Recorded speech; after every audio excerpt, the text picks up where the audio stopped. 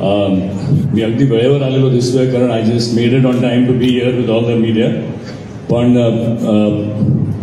थोडासा उशीर झाला मला कारण ट्रॅफिक होतं.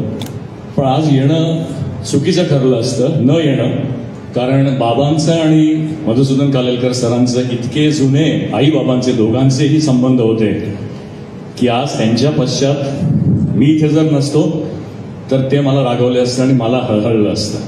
तेव्हा आज इथे माझं असणं खूप गरजेचं होतं. तेव्हा दोघांनाही मी थँक्यू म्हणतो for inviting me for this occasion. बाबांनी त्यांच्याबरोबर त्यांनी लिहिलेली 2 पिक्चर्स केली होती. मला वाटतं अनोळखी आणि अजून एक राजेश खन्ना बरोबरचा होता.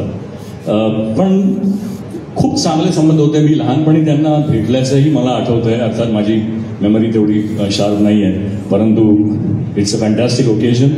So all the best to both of you, Gauri आणि Siddhesh.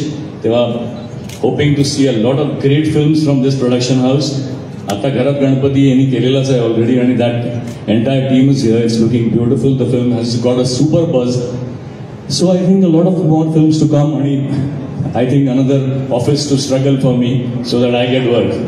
Thank you so much for making me a part of this lovely event.